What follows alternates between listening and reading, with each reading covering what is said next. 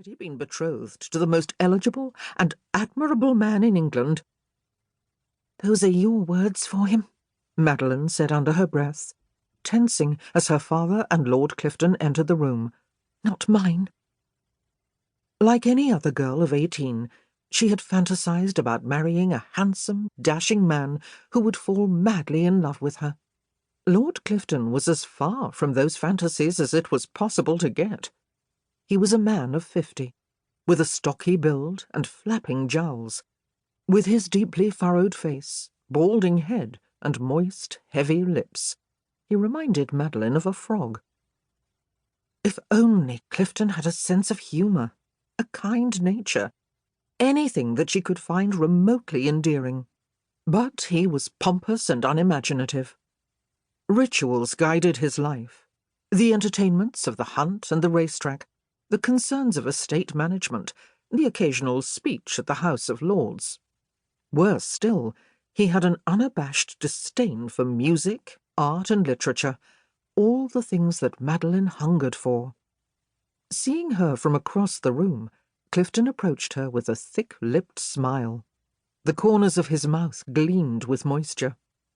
Madeline hated the way he looked at her, as if she were a thing to be possessed. Inexperienced she might be, but she knew he wanted her because she was young, healthy, and presumably fertile.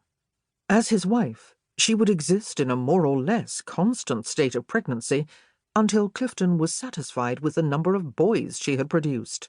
He wanted nothing of her heart, mind, or soul.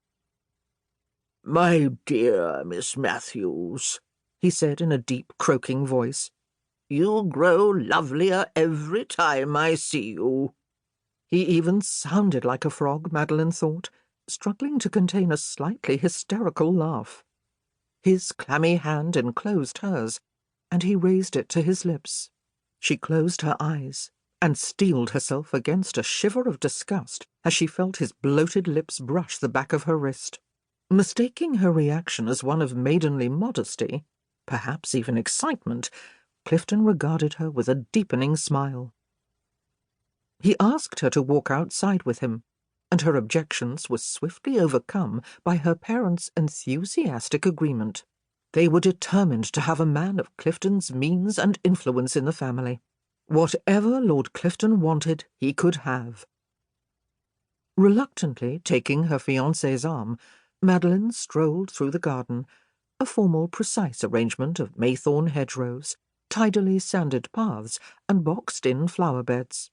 "Enjoying your holiday from school?" Lord Clifton asked, his small but heavy feet crunching on the grey-white path. Madeline kept her gaze on the ground before them. "Yes, thank you, my lord."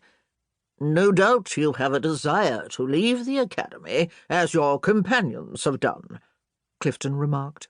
"Your parents kept you there 2 years longer than the other girls at my request." "Your request?" Madeline repeated, startled that he had such influence over them. "But why?" "I felt it would be good for you, my dear," he said with a self-important smile. "You needed polish and discipline.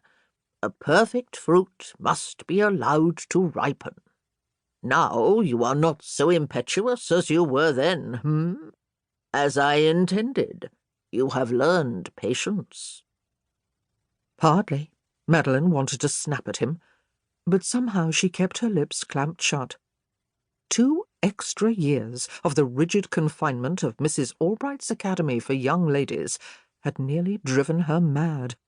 It had allowed her rebellious, over-imaginative nature the time to ferment into something wild and unmanageable. 2 years ago, she had been too timid and easily led to have objected if her parents married her to Clifton. Now, however, the words patience and obedience didn't belong in her vocabulary.